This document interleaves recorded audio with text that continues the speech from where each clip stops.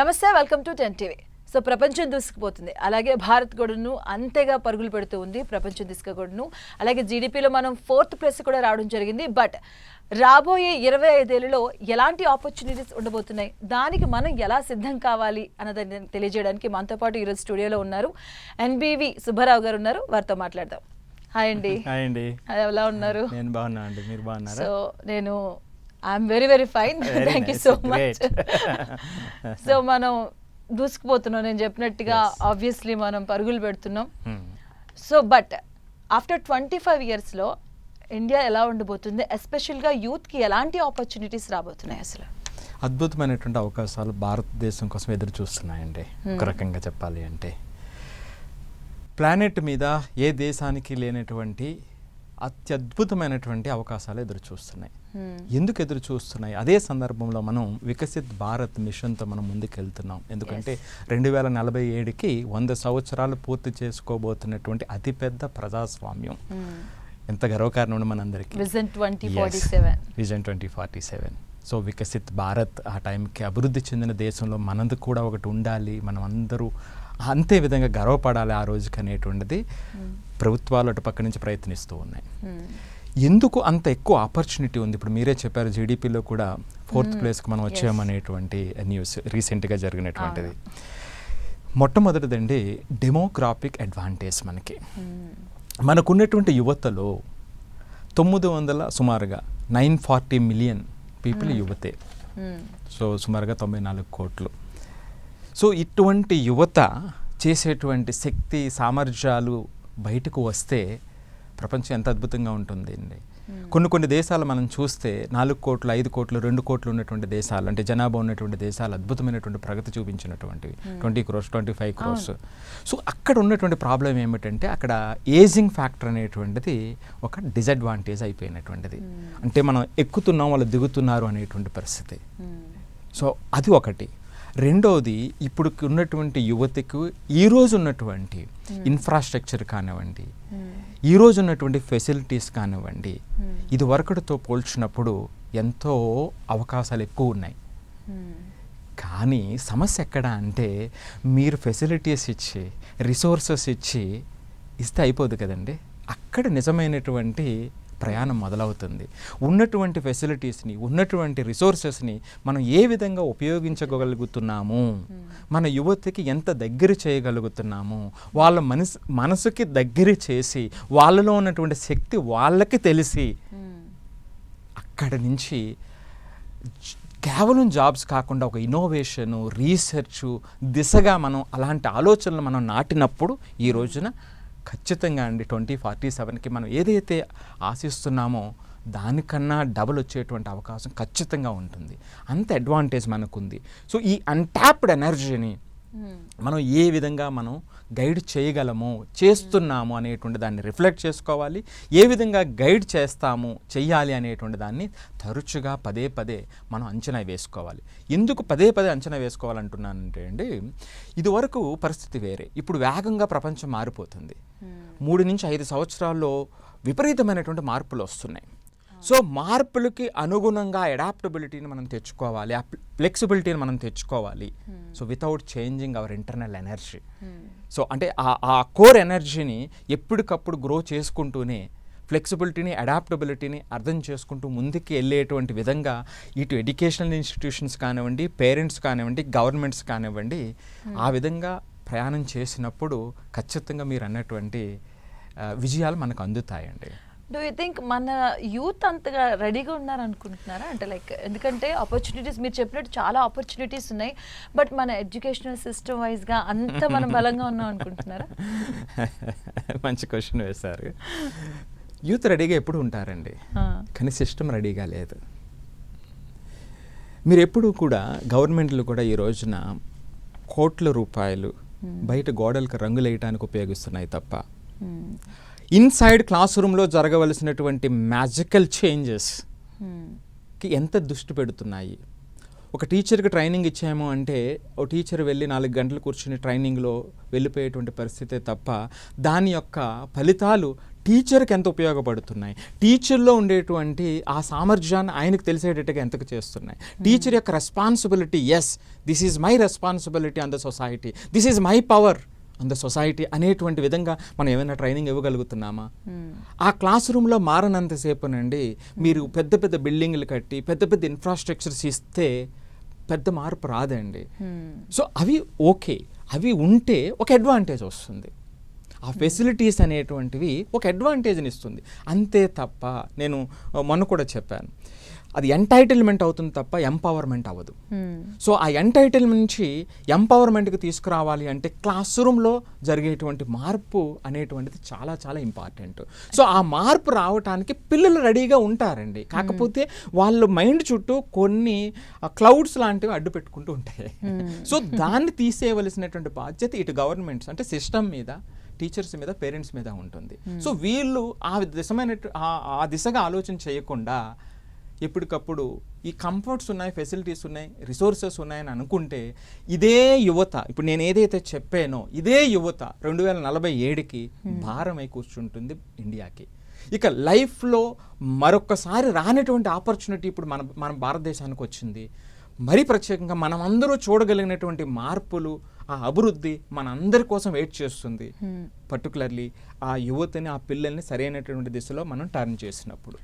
అంటే like theory okay, ప్రాక్టికల్గా ఇంకొంచెం మనం ముందుకెళ్ళాలంటారు. అవునండి. సో ప్రాక్టికల్గా అంటే మీకేమవుతుంది అంటే, ఏదైనా టీచర్ అయినా, పేరెంట్స్ అయినా, ఎవరైనా సరే అండి, మీరేం చెప్పారు అనేటువంటిది సెకండరీ అండి. పిల్లలు ఏం తీసుకున్నారనేది ఇంపార్టెంట్. నేను ఎప్పుడు మన టీచర్ ట్రైన్లో మొట్టమొదటి టీచర్కి చెప్పేటువంటిది, ఏ టీచర్ అయినా చెడ్డ చెప్పరు కదండి, ప్రతి ఒక్కరూ మంచే కదా చెప్తారు. ఒక క్లాస్కి 6 టీచర్స్ వెళ్తున్నారంటే అందరూ కూడా పిల్లలకి మంచి జరగాలనేటువంటిది చెప్తారు. సో కాకపోతే ఒక్కొక్కరు చెప్పేటువంటి విధానంలో మార్పు ఉండొచ్చు, ఆ డిగ్రీ ఆఫ్ ఇంటెన్సిటీలో మార్పు ఉండొచ్చు, డిగ్రీ ఆఫ్ వాల్యూలో మార్పు ఉండొచ్చు, అందరూ మంచిగా చెప్తారు కదా. కానీ ఇక్కడ ఫలితం ఎప్పుడు వస్తుంది? నీ ముందు కూర్చున్నటువంటి 40 మంది పిల్లలు మిమ్మల్ని ఏ విధంగా రిసీవ్ చేసుకున్నారనే దాని మీద రిజల్ట్ ఆధారపడి ఉంటుంది. సో కాబట్టి పేరెంట్ అయినా, టీచర్ అయినా సరే మనం చెప్పేటువంటిది వాళ్ళకి ఆ మనసుకు హత్తుకునేటువంటి విధంగా ఎక్కడ చేంజెస్ తీసుకోవాలి, ఎక్కడ ఇన్స్ట్రక్షన్లో చేంజెస్ తీసుకురావాలి అనేటువంటిది ఎవరిది వాళ్ళు సమిష్ట బాధ్యత అండి. ఇప్పుడు గవర్నమెంట్స్ ఉన్నాయి, గవర్నమెంట్స్ టీచర్ యొక్క యూనియన్స్కి వాళ్ళ వరకు ఎంతవరకు డ్రైవ్ చేశారు అంటే వాళ్ళ మనసుల్లోకి వెళ్ళేటట్టుగా, ఈ టీచర్ పిల్లలకి ఎంతవరకు డ్రైవ్ చేశారు, అలాగే పేరెంట్స్ పిల్లలకి ఎంతవరకు డ్రైవ్ చేశారు, పిల్లల వరకు చేరడానికి ఇటు పేరెంట్స్ ఇటు టీచర్స్ ఇద్దరు కలిపి ఎంత సపోర్ట్ చేస్తున్నారు అనేటువంటిది ఇంపార్టెంట్.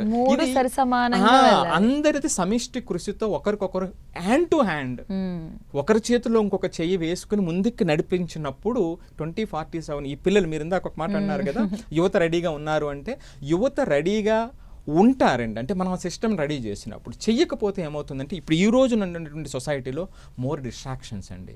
50 సంవత్సరాలు 100 సంవత్సరాల క్రితం ఉన్నటువంటి డిస్ట్రాక్షన్స్ వేరే, ఇప్పుడు ఉన్నటువంటి డిస్ట్రాక్షన్స్ వేరే. కానీ ఆ డిస్ట్రాక్షన్స్ లోపటే అత్యద్భుతమైనటువంటి ఫలితాలు కూడా వెయిట్ చేస్తున్నాయి. ఎవరో ఒక కవి చెప్తాడు, గంధపు చెట్టు ఉంటుంది, గంధపు చెట్టు చుట్టూ విష సర్పాలు ఉంటాయంట. సో అంటే ఆ విష సర్పాల మధ్యలోనే, అలాగే పక్షులకు చేసేటువంటి దుర్గంధం మధ్యలోనే ఆ యొక్క గంధపు చెట్టు సువాసనలు వెదజల్లుతుంది అనేటువంటి విధంగా ఇప్పుడు కూడా అట్లాగేనండి. అలాంటి మంచి opportunity because of technological development ఇప్పుడు ఈ రోజున ఈ ప్రాంతం నుంచి లేదా ఈ ప్రాంతం నుంచి కానివ్వండి, లేకపోతే ఈ కమ్యూనిటీ నుంచి కానివ్వండి, ఇలా బౌండరీస్ ఏమీ లేవండి.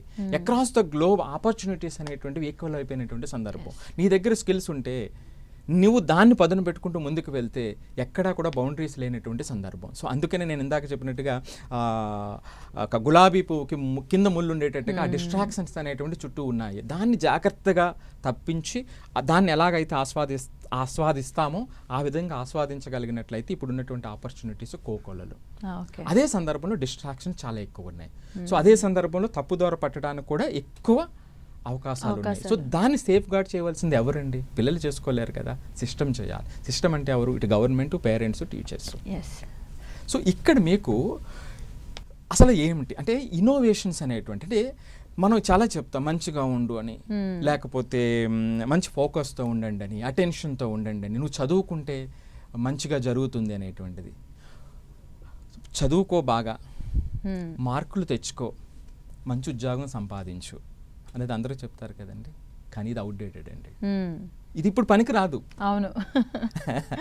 జెన్జీ వర్డ్స్ అస్సలు మంచి పనికిరాదు. చదువుకో అంటే నిజానికి కూడా పనికిరాదు. అంటే వాళ్ళకి చెప్పడం గురించే కాదు, నిజానికి కూడా పనికిరాదు. ఎందుకంటేనండి, మీరు మంచి ఉద్యోగం వస్తే ఇప్పుడు టాప్ కంపెనీస్ ఉన్నాయి, వరల్డ్లో టాప్ 5 కంపెనీస్ తీసుకుంటే అక్కడ సెలెక్ట్ చేసినటువంటి ఎంప్లాయీస్ చాలా గొప్ప వాళ్ళే కదండి మిగిలిన వాళ్ళతో పోల్చినప్పుడు. Hmm.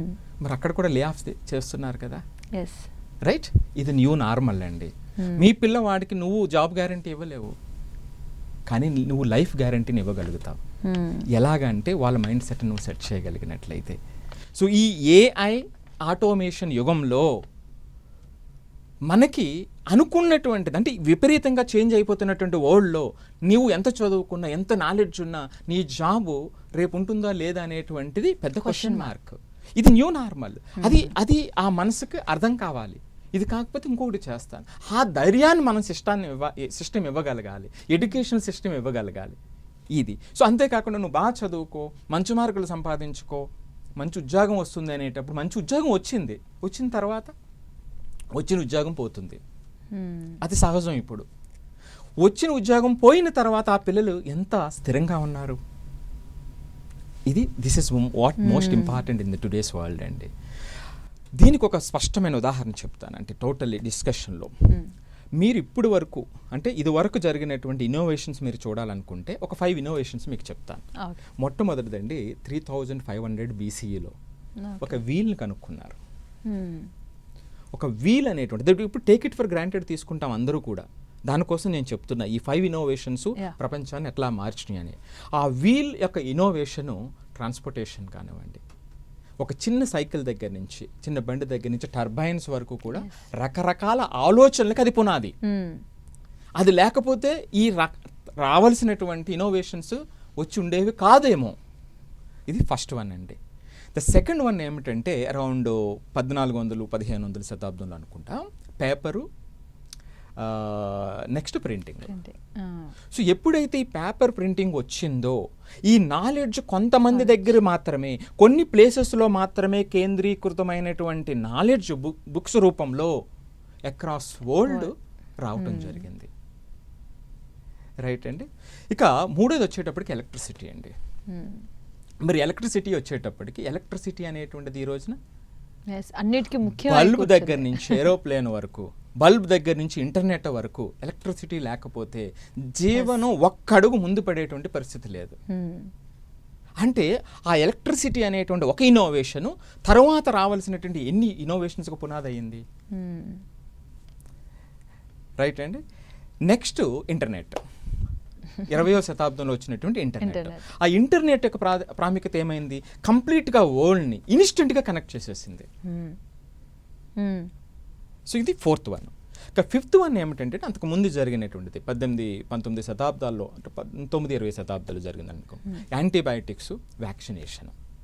ఎన్నో ప్రాణాలు గాల్లో కలిసిపోతుంటే రీజన్ తెలియకుండా దానికి ఆ మెడికల్ ఇన్నోవేషన్స్లో ఒక పునాది వేసినటువంటిది ఇది.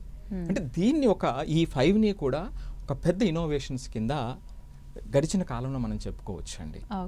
సో అంటే మనం ఇప్పుడు చెప్పాల్సినటువంటిది పిల్లలకి, ఈ ఇన్నోవేషన్ తర్వాత జరిగేటువంటి ప్రపంచంలో జరిగినటువంటి మార్పులకి ఏ విధమైనటువంటి ఊతమిచ్చింది. ఇప్పుడు ఏమవుతుందంటే, మీకు చిన్నప్పటి నుంచి కారు ఉందనుకోండి, మీకు కారు విలువ తెలియదు. సో ఆ విధంగా కొన్ని ఫెసిలిటీస్ విషయంలో ఈ లోతైనటువంటి ఆలోచన పిల్లల్లో ప్రేరేపించాలి. ఇది పాయింట్ నెంబర్ 1. పాయింట్ నెంబర్ 2, మరి ఇది చూసాం కదండి, ఇది జరగటానికి చాలా చాలా సంవత్సరాలు పట్టింది, 100 సంవత్సరాలు పట్టింది. మరి ఇప్పుడు జరుగుతున్నటువంటిది 5 నుంచి 10 సంవత్సరాలు విపరీతమైనటువంటి మార్పులు. మీరు ఈ రోజున కారు కనుక్కున్నారనుకో, మళ్ళీ 5 years తర్వాత 3 years తర్వాత కారు కంటే కంప్లీట్గా లోపల టెక్నాలజీ మారిపోయింది కదండి. చాలా బెస్ట్ వచ్చేస్తుంది కదా. నెక్స్ట్ మీరు ఇదివరకు అంబాసిడర్ కార్స్ అది ఉండేవి.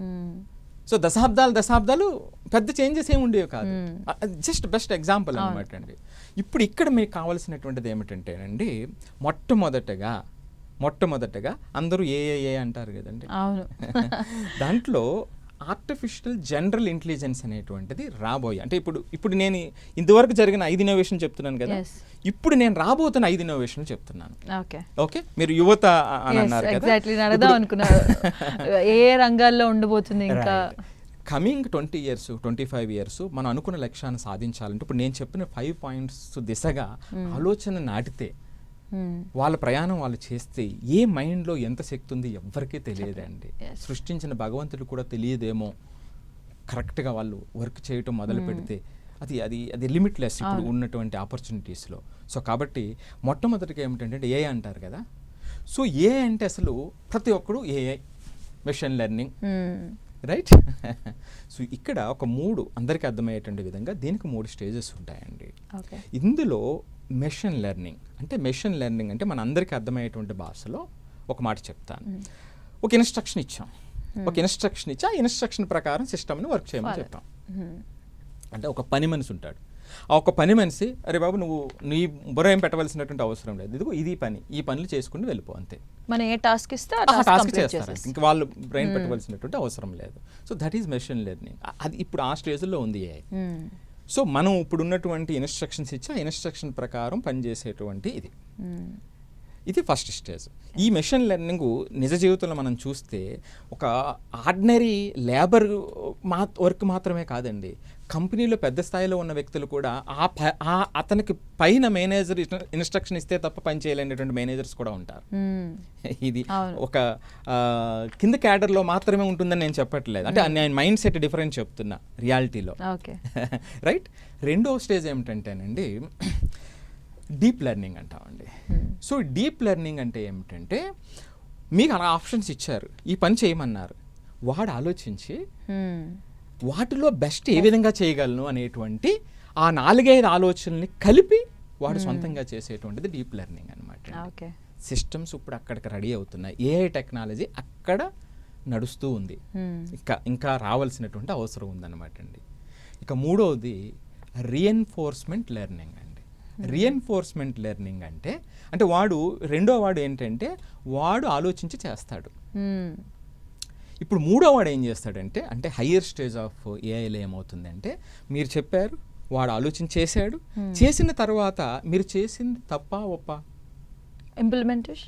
ఇంప్లిమెంట్ చేసిన తర్వాత మీరు చేసింది తప్పా ఒప్పా.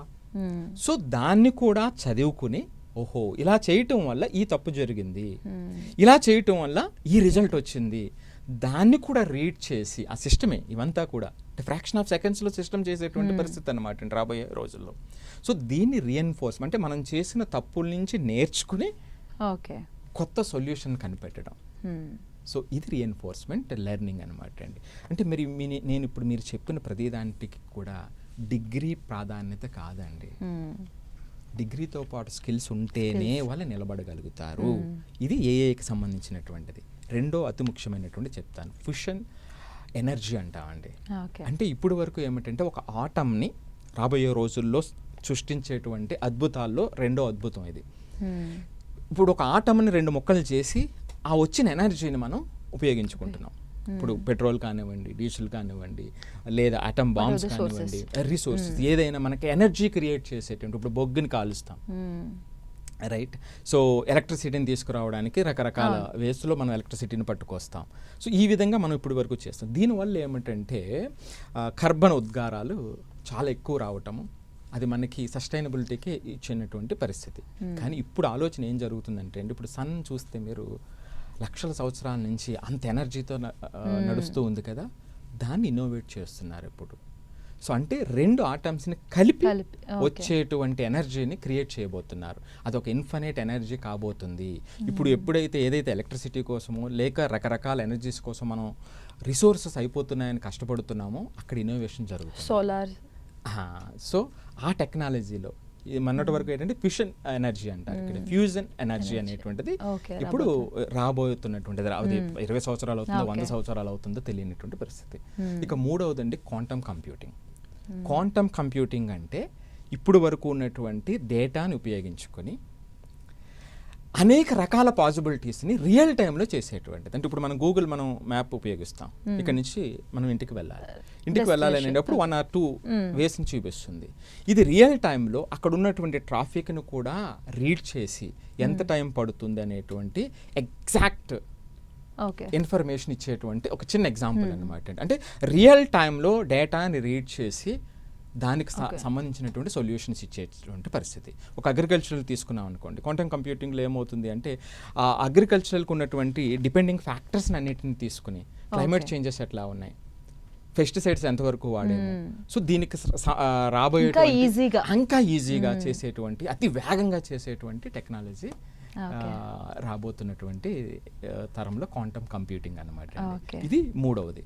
తర్వాత ఏమిటంటే యాంటీ ఏజింగ్, జీన్స్ మీద పెద్ద రీసెర్చ్ అనమాట అండి. సో ఆ ఏజింగ్ ఫ్యాక్టర్ని తగ్గించేటువంటి అవకాశం ఉందా, లేదా మనకు వచ్చేటువంటి డిసీజెస్, ప్రాపబుల్ డిసీజెస్ని ఇంకొంచెం ముందుగానే గమనించి దానికి సంబంధించి రక్షణ తీసుకునేటువంటి అవకాశం ఉన్నటువంటిది హెల్త్ సెక్టర్కి సంబంధించి. ఐదోది స్పేస్ కొలనైజేషన్, అంటే భూమి నుంచి కాకుండా పైకి వేరే చోటకి వెళ్ళి బతికేటువంటి అవకాశం ఉన్నటువంటి దాని మీద. ఇవి రాబోయే రోజుల్లో జరిగేటువంటి ఇన్నోవేషన్స్లో కొన్ని అన్నమాట అండి. వీటి మధ్యలో ఎమర్జ్ అయ్యి ఇంకా కొత్త వస్తాయేమో మనకు తెలియదు, అది అన్సర్టన్. బట్ ఇది ఎక్స్పెక్టేషన్స్.